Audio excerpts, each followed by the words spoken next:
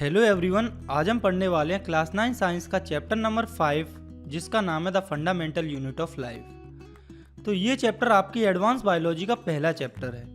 इस चैप्टर के अंदर आप हमारी लाइफ की फंडामेंटल या बेसिक यूनिट जो कि होती है सेल, उसके बारे में स्टडी करेंगे। आज हम इस चैप्टर को काफ़ी अच्छे विजुअल्स और एनिमेशन के थ्रू काफ़ी शॉर्ट टाइम में कंप्लीट करेंगे। तो चलिए स्टार्ट करते हैं।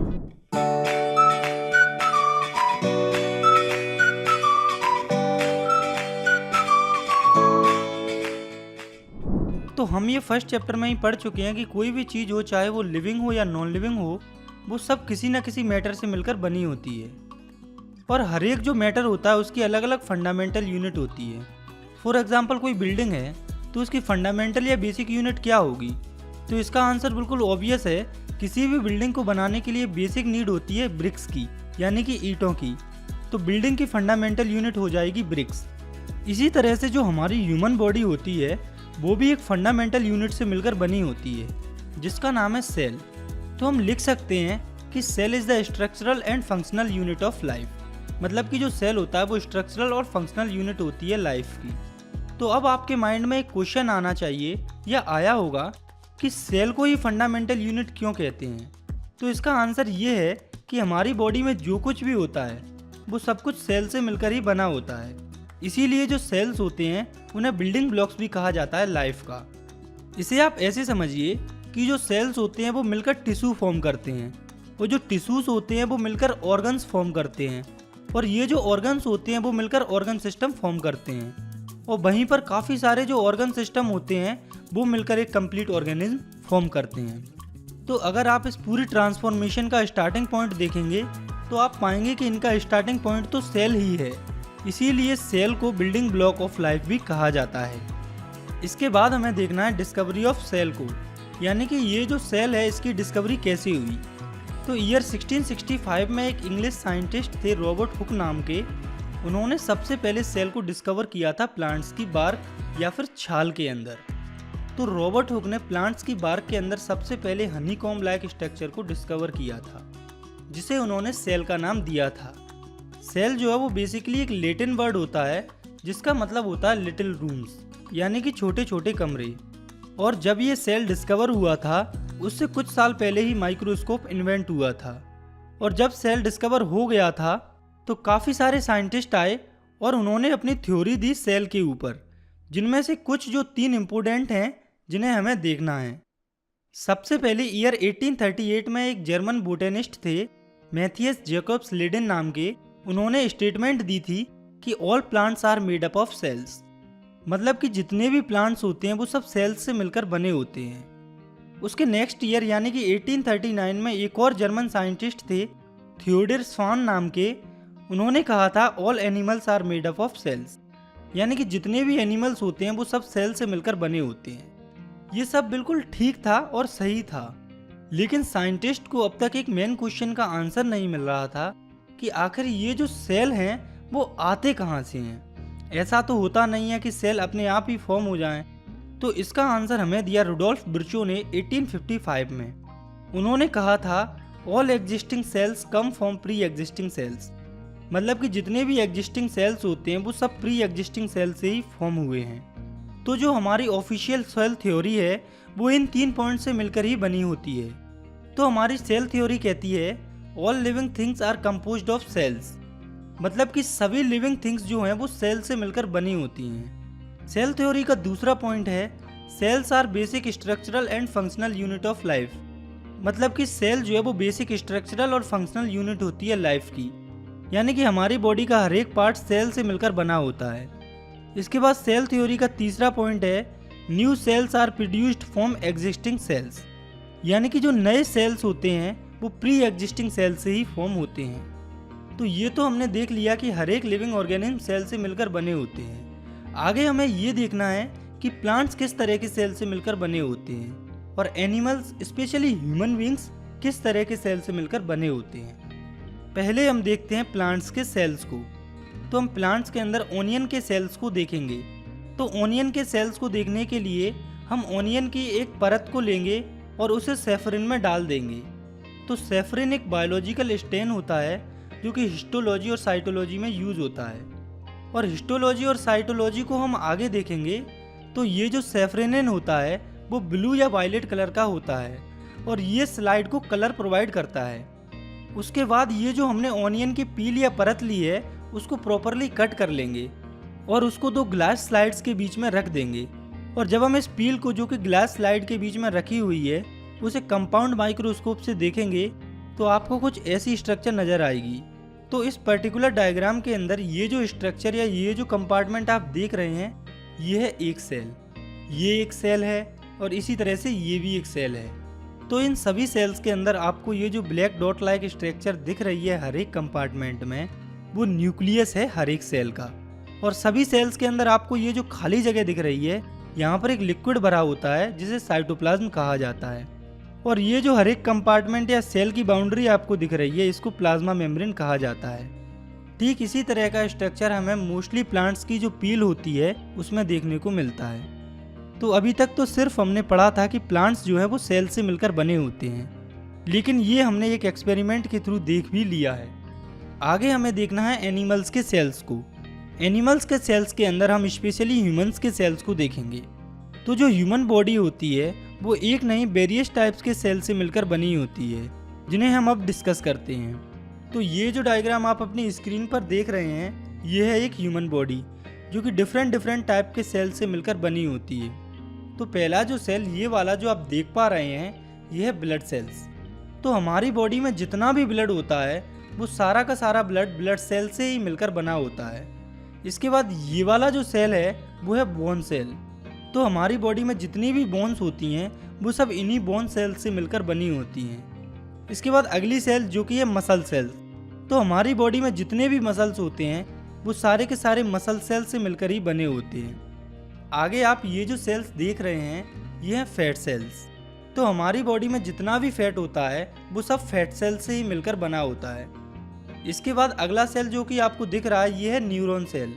तो ये जो सेल्स होते हैं वो हमारी बॉडी में मैसेज को ट्रांसफ़र करने का काम करते हैं एक जगह से दूसरी जगह पर। तो ये तो बात हुई उन सेल्स की जो कि दोनों ह्यूमंस जो कि मेल और फीमेल उनमें सेम होते हैं। लेकिन इनके साथ साथ एक ऐसे टाइप के सेल्स भी होते हैं जो कि डिफरेंट होते हैं मेल्स और फीमेल्स में, जो कि हैं रिप्रोडक्टिव सेल्स। तो मेल के अंदर रिप्रोडक्टिव सेल्स होते हैं स्पर्म सेल्स जो कि रिस्पॉन्सिबल होते हैं स्पर्म्स के फॉर्मेशन के लिए, और वहीं पर फीमेल के अंदर रिप्रोडक्टिव सेल्स होते हैं ओवम सेल्स जो कि एग फॉर्मेशन के लिए रिस्पॉन्सिबल होते हैं। तो जब स्पर्म सेल और ओवम सेल आपस में एक साथ फ्यूज होते हैं तब जाके एक नया ऑर्गेनिज्म फॉर्म होता है। तो जो ह्यूमन बॉडी होती है वो इन्हीं टाइप्स के लाखों करोड़ों सेल से मिलकर बनी होती है। इसके बाद हमें समझना नंबर ऑफ सेल्स के बेसिस पर ऑर्गेनिज्म कितने टाइप्स के होते हैं। तो नंबर ऑफ सेल्स के बेसिस पर ऑर्गेनिज्म 2 टाइप्स के होते हैं जो कि है यूनिसेलुलर ऑर्गेनिज्म और मल्टीसेलुलर ऑर्गेनिज्म। तो पहले हम समझते हैं यूनिसेलुलर ऑर्गेनिज्म को। तो ये जो है वो ऑर्गेनिज्म होते हैं जिनके अंदर एक सिंगल सेल ही सभी फंक्शंस को परफॉर्म करता है, और इन ऑर्गेनिज्म का जो लाइफ स्पैन होता है वो भी काफ़ी शॉर्ट होता है। और बात करें इन ऑर्गेनिज्म के एग्जाम्पल की तो वो हो जाएंगे बैक्टीरिया, पैरामीशियम, अमीबा एटसेट्रा। तो ये जो तीनों ऑर्गेनिज्म होते हैं इनके अंदर सभी फंक्शंस एक सेल के द्वारा ही परफॉर्म किए जाते हैं। इसके बाद इन ऑर्गेनिज्म का दूसरा टाइप है मल्टी सेलुलर ऑर्गेनिज्म। तो ये वो ऑर्गेनिज्म होते हैं जो कि काफ़ी नंबर ऑफ सेल से मिलकर बने होते हैं जिनमें हर एक स्पेसिफिक सेल एक स्पेसिफिक फंक्शंस परफॉर्म कर रहा होता है, और इनका जो लाइफ स्पैन होता है वो कंपेरेटिवली लार्जर होता है यूनिसेलुलर ऑर्गेनिज्म के कंपैरिजन में। और इन ऑर्गेनिज्म के एग्जाम्पल हो जाएंगे ह्यूमंस, एनिमल्स, ट्रीज एटसेट्रा। जिस तरह से ऑर्गेनिज्म नंबर ऑफ सेल के बेसिस पर 2 टाइप्स के होते हैं वैसे ही सेल के इवोल्यूशन के बेसिस पर भी ऑर्गेनिज्म 2 टाइप्स के होते हैं जो कि प्रोकार्योटिक सेल और यूकैरियोटिक सेल, जिन्हें अब हम समझते हैं। तो पहले हम समझते हैं प्रोकार्योटिक सेल के बारे में। तो हम इसे इसके नाम से भी समझ सकते हैं, प्रोकार्योटिक। तो प्रो का मतलब होता है पहले और कार्योटिक का मतलब होता है न्यूक्लियस। तो कहने का मतलब ये है कि ये वो सेल्स होते हैं जिनका न्यूक्लियस पुराना हो, जो कि इवॉल्व्ड ना हुआ हो। इसके साथ साथ आइए देखते हैं प्रोकैरियोटिक सेल्स की कुछ प्रॉपर्टीज़ को। तो इन सेल्स की पहली प्रॉपर्टी है कि ये जनरली काफ़ी छोटे होते हैं साइज में। इनका साइज जो है वो लाई करता है 1 माइक्रोमीटर से 10 माइक्रोमीटर के बीच में। और आपको ये पता होना चाहिए कि 1 माइक्रोमीटर में 10⁻⁻⁶ मीटर होते हैं। इसके अलावा जो प्रोकैरियोटिक सेल्स होते हैं उनका न्यूक्लियस अनडिफाइंड होता है, जो कि न्यूक्लियर मेम्ब्रेन से सराउंडेड नहीं होता। और बात करें इनकी तीसरी प्रॉपर्टी की तो वो ये है कि प्रोकैरियोटिक सेल के अंदर एक सिंगल क्रोमोसोम प्रेजेंट होता है, मतलब कि प्रोकैरियोटिक सेल के अंदर सभी फंक्शंस एक सिंगल सेल्स के द्वारा परफॉर्म हो रहे होते हैं। इसके साथ साथ जो प्रोकैरियोटिक सेल होता है उसमें जो इम्पोर्टेंट मेम्ब्रेन बाउंड ऑर्गेनेल्स होती हैं वो एब्सेंट होती हैं। जैसे कि आप इस डायग्राम को देखिए, ये है एक प्रोकैरियोटिक सेल। तो आप देखिए इसमें इम्पोर्टेंट सेल ऑर्गेनेल्स जैसे कि endoplasmic reticulum, Golgi bodies etcetera ये सब एब्सेंट हैं।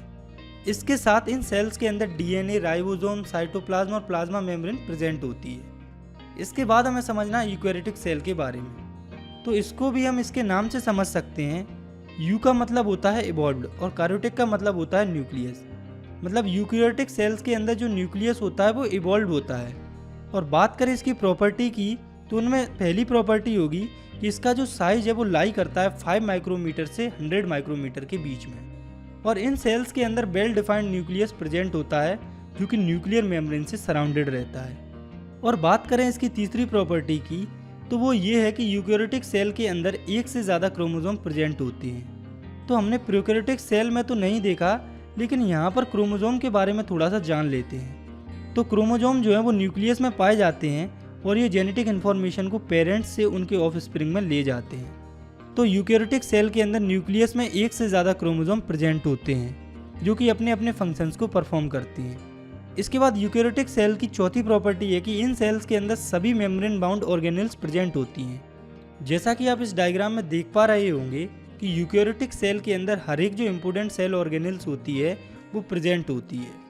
तो हमें यहाँ पर प्रोकैरियोटिक सेल के बारे में बस इतना ही जानना है। आगे हमें डिटेलिंग में जाना है यूकैरियोटिक सेल के बारे में। तो हम यहाँ पर प्रोकैरियोटिक सेल के बारे में ज़्यादा स्टडी नहीं कर रहे हैं। इसका मतलब ये नहीं है कि प्रोकैरियोटिक सेल इम्पोर्टेंट नहीं होता। प्रोकैरियोटिक सेल काफ़ी ज़रूरी होता है क्योंकि आफ्टर ऑल सभी यूकैरियोटिक सेल प्रोकैरियोटिक सेल से ही इवॉल्व हुए हैं। तो ये बात आपको याद रखना है। और अब हम समझते हैं यूकैरियोटिक सेल के बारे में। तो यूकैरियोटिक सेल्स इवॉल्व्ड सेल्स होते हैं जो कि मेनली 2 टाइप्स के होते हैं, जो कि है प्लांट सेल और एनिमल सेल। तो आप ये जो 2 डायग्राम देख रहे हैं इसमें ये है प्लांट सेल और ये है एनिमल सेल। तो इन दोनों सेल्स के अंदर मोस्टली सभी ऑर्गेनेल्स सेम होती हैं, कुछ ऑर्गेनेल्स को छोड़कर। तो पहले हम देखते हैं उन ऑर्गेनेल्स को जो कि सेम होती हैं। तो cell membrane, nucleus, nucleoid, smooth endoplasmic reticulum, rough endoplasmic reticulum, ribosome, vacuole, mitochondria, Golgi apparatus, ये सब वो सेल ऑर्गेनेल्स होती हैं जो कि कॉमन होती हैं दोनों प्लांट सेल और एनिमल सेल में।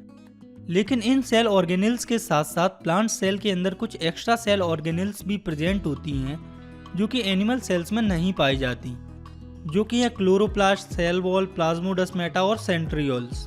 तो ये जो extra cell organelles plant cells में पाई जाती हैं इनका कुछ स्पेसिफिक रीज़न या काम होता है, वही अब हम समझते हैं। तो प्लांट सेल के अंदर क्लोरोप्लास्ट इसलिए पाया जाता है क्योंकि ये ऑटोट्रोपिक होते हैं और खाना बनाने के लिए सनलाइट को रिसीव करने के लिए उन्हें क्लोरोप्लास्ट की ज़रूरत होती है। वहीं पर जो सेल वॉल होती है वो प्लांट्स को टेंसाइल स्ट्रेंथ प्रोवाइड करती है और हाई स्पीड विंड्स टेम्परेचर से प्रोटेक्ट करती है, क्योंकि प्लांट्स एक जगह से दूसरी जगह मूव नहीं करते, इसलिए उनके जो सेल्स होते हैं वो भी एक जगह से दूसरी जगह मूव नहीं करते। ऐसे ही आगे चलकर हम इन सभी ऑर्गेनेल्स की अच्छे से स्टडी करेंगे। तो चलिए शुरुआत करते हैं न्यूक्लियस से। तो सबसे पहले आप इस डायग्राम को देखिए, ये है सेल का डायग्राम अंदर से। इसमें सेल ऑर्गेनेल्स को काफ़ी अच्छे से रिप्रेजेंट किया गया है। तो हमारा सेल ऑर्गेनेल्स के साथ अंदर से कुछ ऐसा दिखता है। तो चलिए अब समझते हैं न्यूक्लियस को। तो सेल का जो न्यूक्लियस है वो कुछ ऐसा दिखता है और न्यूक्लियस को सेल का ब्रेन भी कहा जाता है। और बात करें इसकी लोकेशन की तो न्यूक्लियस की लोकेशन प्लांट सेल में अलग और एनिमल सेल में अलग होती है। एनिमल सेल में न्यूक्लियस की जो लोकेशन होती है वो सेंटर में होती है, वहीं पर जो प्लांट सेल होते हैं उसमें न्यूक्लियस की जो लोकेशन है वो पेरिफेरल रीजन यानी कि कॉर्नर की तरफ होती है। और उसका रीज़न ये है क्योंकि प्लांट्स का जो वैक्यूल होता है वो काफ़ी ज़्यादा बड़ा होता है, इसी वजह से जो न्यूक्लियस है वो कॉर्नर में प्रेजेंट होता है।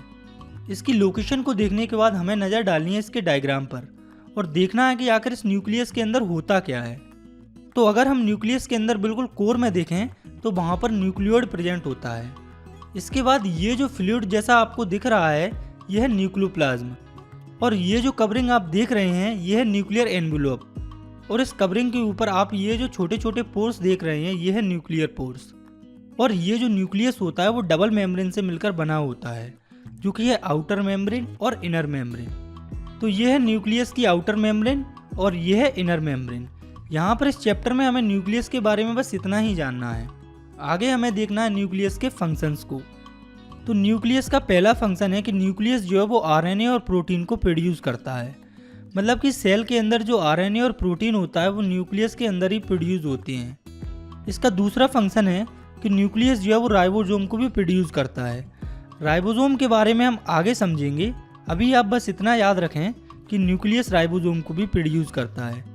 इसके साथ न्यूक्लियस जो है वो कंट्रोल सेंटर होता है सेल का। मतलब कि सेल की जो मेन चीज़ें या मोस्टली चीज़ें होती हैं वो सब न्यूक्लियस से ही कंट्रोल की जाती हैं। और बात करें इसके चौथे फंक्शन की तो वो ये है कि सेल का जो डीएनए होता है वो इसी में स्टोर रहता है। इसे आप ऐसे समझिए कि ये है सेल, इसके अंदर होता है न्यूक्लियस, और न्यूक्लियस के अंदर होता है क्रोमोसोम, और क्रोमोसोम के अंदर जो है वो डीएनए पाया जाता है। तो हमें यहाँ से सभी सेल ऑर्गेनेल्स के बारे में 3 चीज़ें ही स्टडी करनी है, जो कि है उनकी लोकेशन, स्ट्रक्चर और फंक्शन। इसके बाद हमें समझना अगली सेल ऑर्गेनेल को, जो कि है सेल वॉल। तो ये जो सेल वॉल होती है वो केवल प्लांट सेल के अंदर ही पाई जाती है, एनिमल सेल के अंदर ये नहीं पाई जाती। और ये जो सेल वॉल होती है वो प्लांट सेल में सेल मेम्ब्रेन के बाहर पाई जाती है, जैसा कि आप इस डायग्राम में देख सकते हैं। ये प्लांट सेल और इसमें जो सेल मेम्ब्रेन के बाहर जो स्ट्रक्चर है वो है सेल वॉल।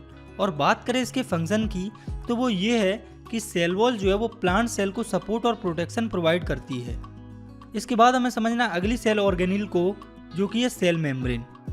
तो ये जो है वो आउटर मोस्ट कवरिंग होती है सेल की, जो कि सेल के अंदर कंटेंट्स या ऑर्गेनेल जो कुछ भी प्रेजेंट होती हैं उन्हें बाहर के एनवायरनमेंट से सेपरेट करती है। और ये जो सेल मेम्ब्रेन है वो प्लांट और एनिमल सेल दोनों के अंदर ही प्रेजेंट होती है। इसके साथ साथ ये जो मेम्ब्रेन होती है वो सिलेक्टिवली परमिएबल होती है। सिलेक्टिवली परमिएबल यानी कि ऐसी मेम्ब्रेन जो कि सिर्फ सिलेक्टेड चीज़ों को अपने से पास होने देती है। ये मेम्ब्रेन अपने आप से सिर्फ जो सेल के लिए काम की चीज़ें होती हैं सिर्फ उन्हें ही पास होने देती है। जो चीज़ें सेल के लिए हार्मफुल होती हैं उन्हें ये मेम्ब्रेन अपने थ्रू पास होने नहीं देती है। ये मेम्ब्रेन जो आप सेल के अंदर आप अपनी स्क्रीन पर देख पा रहे हैं यह है सेल मेम्ब्रेन, जो कि सेल की आउटर मोस्ट यानी कि बाहरी लेयर होती है। सेल की सेल मेम्ब्रेन के बारे में एक और इम्पोर्टेंट पॉइंट है जो कि आपको याद रखना है कि ये एक सेमी परमिएबल मेम्ब्रेन होती है। सेमी परमिएबल मेम्ब्रेन क्या होती है ये हम समझते हैं। तो सेमी परमिएबल मेम्ब्रेन एक पतली मेम्ब्रेन होती है जो कि पार्टिकल्स के मूवमेंट को अलाउ करती है हायर कंसंट्रेशन से लोअर कंसंट्रेशन की तरफ। और सेमी परमिएबल मेम्ब्रेन ही ये डिसाइड करती है कि कोई भी सब्सटेंस सेल के अंदर मूव होगा या सेल के बाहर। और ये ऐसे डिसाइड होता है कि आप मान लो कि अगर किसी सब्सटेंस का कंसंट्रेशन सेल के अंदर कम है और उसका कंसंट्रेशन बाहर ज़्यादा है, वो सब्सटेंस जो है वो बाहर से सेल के अंदर मूव करेगा। और अगर वहीं पर ये कंसंट्रेशन सेल के अंदर ज़्यादा है और सेल के बाहर कम है तो वो सब्सटेंस जो है वो सेल के बाहर की तरफ मूव करेगा। इसके बाद हमें समझना सेमी परमिएबल मेम्ब्रेन से रिलेटेड 2 इम्पोर्टेंट टर्म्स को, जो कि है ओस्मोसिस और डिफ्यूजन। तो पहले हम समझते हैं ओस्मोसिस को। तो ओस्मोसिस एक ऐसी प्रोसेस होती है जिसमें वाटर जो है वो सेल के अंदर और सेल के बाहर मूव होता है सेमी परमिएबल मेम्ब्रेन के थ्रू। वहीं पर डिफ्यूजन वो प्रोसेस होती है जिसमें वाटर के अलावा जितने भी पार्टिकल्स होते हैं उनका मूवमेंट होता है सेल के अंदर या बाहर सेमी परमिएबल मेम्ब्रेन के थ्रू। आप तो बस इतना याद रखें कि सेमी परमिएबल मेम्ब्रेन के थ्रू सेल के अंदर या बाहर मूवमेंट होता है ओस्मोसिस। वाटर के अलावा सेल के अंदर बाहर जिस भी चीज़ का मूवमेंट होता है सेमी परमिएबल मेम्ब्रेन के थ्रू वो प्रोसेस होती है डिफ्यूजन। अभी हमने पढ़ा है ओस्मोसिस के बारे में, इसके बारे में हमें थोड़ा और जानना है। तो ओस्मोसिस बेसिकली 2 टाइप्स का होता है, जो कि है एंडो ऑस्मोसिस और एक्सो ऑस्मोसिस। तो एंडो ऑस्मोसिस का मतलब कि वाटर का मूवमेंट सेल के अंदर, ये तब हमें देखने को मिलता है जब सेल जो है वो हाइपोटोनिक सॉल्यूशन में होता है। सॉल्यूशंस के बारे में हम आगे समझेंगे। यहाँ बस आप इतना याद रखें, एंडो ऑस्मोसिस यानी कि वाटर का मूवमेंट सेल के अंदर, जब सेल के अंदर वाटर का कंसंट्रेशन लो हो और सेल के बाहर वाटर का कंसंट्रेशन हाई हो, तब एंडो ऑस्मोसिस देखने को मिलती है। और बात करें एक्सो ऑस्मोसिस की तो वो होती है वाटर का मूवमेंट सेल के बाहर, और ये जब होता है जब सेल जो है वो हाइपरटेनिक सॉल्यूशन में रखा हो। अभी आप सिर्फ इतना याद रखें, एक्सोऑस्मोसिस हमें तब देखने को मिलती है जब सेल के अंदर कंसंट्रेशन हाई हो और सेल के बाहर कंसंट्रेशन लो हो। तो अभी हमने एक टर्म सुना है सॉल्यूशन, उसे अब हम समझते हैं। तो सॉल्यूशन एक मिक्सचर होता है दो या दो से ज़्यादा सब्सटेंस का, जिसमें सब्सटेंस एक दूसरे में डिसॉल्व हो जाते हैं। और ये मेनली 3 टाइप्स के होते हैं, जो कि है हाइपोटोनिक सॉल्यूशन, आइसोटोनिक सॉल्यूशन और हाइपरटोनिक सॉल्यूशन, जिन्हें अब हम समझते हैं। तो वैसे तो ये केमिस्ट्री का टॉपिक है और हमें इसे उसी में अच्छे से समझना है। यहाँ आप बस इतना याद रखें, हाइपो का मतलब होता है लो कंसंट्रेशन, आइसो का मतलब होता है सेम कंसंट्रेशन और हाइपर का मतलब होता है हाइयर कंसंट्रेशन। इसे आप ऐसे समझिए कि ये सेल है और बाहर है लिक्विड। अगर सेल के अंदर कंसंट्रेशन कम है वाटर के कंपैरिजन में, तो इस सेल वाले सॉल्यूशन को हम हाइपोटोनिक सॉल्यूशन कहेंगे। और अगर सेल के अंदर सॉल्यूशन का कंसंट्रेशन सेम है वाटर के कंपैरिजन में, तो इस सॉल्यूशन को हम आइसोटोनिक सॉल्यूशन कहेंगे। और वहीं पर अगर इस सेल के सॉल्यूशन का कंसंट्रेशन ज़्यादा होता है वाटर के कंसंट्रेशन से, तो वो सॉल्यूशन होगा हाइपरटोनिक सॉल्यूशन। इसके बाद हमें समझना ओस्मोसिस से रिलेटेड एक काफ़ी इंपॉर्टेंट टर्म को, जो कि है प्लाज्मोलाइसिस। तो ये एक प्रोसेस होती है जिसमें प्लांट सेल जो है वो श्रिंक या कॉन्ट्रैक्ट हो जाता है, यानी कि इस प्रोसेस में प्लांट सेल सिकुड़ जाता है। और ये हमें तब देखने को मिलती है जब सेल जो है वो हाइपरटोनिक सॉल्यूशन में रखा होता है। तो जब सेल हाइपरटोनिक सॉल्यूशन में होता है, तो सेल के अंदर हायर कंसंट्रेशन होने की वजह से वो श्रिंक हो जाता है, यानी कि सिकुड़ जाता है। और सेल की ये जो कंडीशन है वो काफ़ी रेयर होती है, और सेल की इस कंडीशन को प्लाज्मोलाइज्ड कहा जाता है। तो आपको बस यहाँ पर ये याद रखना है कि जब भी सेल हाइपरटोनिक सॉल्यूशन में रखा जाता है तो वो प्लाज्मोलाइज्ड हो जाता है। और इसी तरह से अगर सेल आइसोटोनिक सॉल्यूशन में होता है तो वो सेम की सेम रहता है, मतलब कि उसका कंसंट्रेशन एक जैसा रहता है। और ऐसा इसीलिए होता है क्योंकि आइसोटोनिक सॉल्यूशन के अंदर कंसंट्रेशन सेम होता है, जिस वजह से ना सेल के अंदर पानी आता है और ना ही बाहर जाता है। और सेल की इस कंडीशन को फ्लैसिड कहा जाता है। वहीं पर जब सेल हाइपोटोनिक सॉल्यूशन में रखा होता है तो उसमें लेस कंसंट्रेशन की वजह से और एक्सेस वाटर भर जाता है। सेल की इस कंडीशन को टर्गिड कहा जाता है। आपको यहाँ पर बस इतना याद रखना है कि प्लाज्मोलाइसिस ओस्मोसिस का ही एक रिजल्ट होती है, जो कि हमें बहुत ही रेयर कंडीशन में देखने को मिलती है। तो ये थे कुछ एक्स्ट्रा टॉपिक्स जिन्हें हमें समझना था। अब हम वापस आते हैं अपने टॉपिक पर। तो हमें सेल मेम्ब्रेन के फंक्शंस को देखना था। तो इसका मेन फंक्शन ये है कि ये एज अ फिजिकल बैरियर काम करता है सेल के लिए, और ये सेल को बाहरी स्टफ या मटेरियल से अलग करता है। इसके बाद अगली सेल ऑर्गेनली जो हमें समझनी है वो है साइटोप्लाज्म। तो ये जो पार्ट इस डायग्राम में आप अपनी स्क्रीन पर देख पा रहे हैं, ये है साइटोप्लाज्म। तो ये बेसिकली एक फ्लूइड होता है सेल के अंदर, जो कि वाटर, सॉल्ट और दूसरे ऑर्गेनिक कंपोनेंट से मिलकर बना होता है। और बात करें इसके फंक्शन की तो वो ये होंगे कि ये हेल्प करता है अदर सेल कंपोनेंट या ऑर्गेनल्स के मूवमेंट में। सेल के अंदर मूवमेंट्स के साथ ये सेल ऑर्गेनल्स को फ्लोट करने में भी हेल्प करता है सेल के अंदर। इसके बाद अगली सेल ऑर्गेनल जिसके बारे में हमें समझना है वो है एंडोप्लाज्मिक रेटिकुलम। तो ये एक मेम्ब्रेन्स का नेटवर्क होता है जो कि साइटोप्लाज्म में प्रेजेंट होता है, और ये है इसकी लोकेशन जो आपको डायग्राम के ऊपर दिख रही है। और ये जो एंडोप्लाज्मिक रेटिकुलम होता है वो सिर्फ यूकैरियोटिक सेल्स में ही प्रेजेंट होता है, प्रोकैरियोटिक सेल्स में ये नहीं पाया जाता। और बात करें एंडोप्लाज्मिक रेटिकुलम के फंक्शंस की, तो इसका पहला फंक्शन है कि ये जो है वो मटेरियल को ट्रांसपोर्ट करता है साइटोप्लाज्म और न्यूक्लियस के बीच में। मतलब कि साइटोप्लाज्म और न्यूक्लियस में जो मटेरियल का ट्रांसपोर्ट होता है वो एंडोप्लाज्मिक रेटिकुलम की वजह से ही होता है। और एंडोप्लाज्मिक रेटिकुलम का दूसरा फंक्शन है कि ये जो है वो सेल के अंदर जितनी भी बायोकेमिकल एक्टिविटीज़ होती हैं उनके लिए स्पेस प्रोवाइड कराता है। यानी कि सेल के अंदर जो भी बायोकेमिकल रिएक्शन होती हैं, जैसे कि रिडॉक्स रिएक्शन, एटीपी की रिएक्शन, वो सब सेल के अंदर एंडोप्लाज्मिक रेटिकुलम से ही होती हैं। बेसिकली बायोकेमिकल रिएक्शन वो रिएक्शन होती हैं जो कि केमिकल्स की हेल्प से लिविंग बॉडी में हो रही होती हैं। और बात करें इसके तीसरे फंक्शन की, तो वो ये है कि ये फैट, स्टीरॉयड और कोलेस्ट्रॉल के प्रोडक्शन में काम करता है। इसका आखिरी फंक्शन है it detoxify the poisonous product in a cell. मतलब कि ये जो है वो सेल के अंदर जो भी पॉइजनस यानी कि हार्मफुल चीज़ें होती हैं उन्हें डिटॉक्सिफाई करता है। और ये जो एंडोप्लाज्मिक रेटिकुलम होता है वो दो टाइप्स का होता है, जो कि है smooth endoplasmic reticulum and rough endoplasmic reticulum. इनके बारे में भी हम थोड़ा सा जानते हैं। तो पहले जानते हैं स्मूथ एंडोप्लाज्मिक रेटिकुलम के बारे में।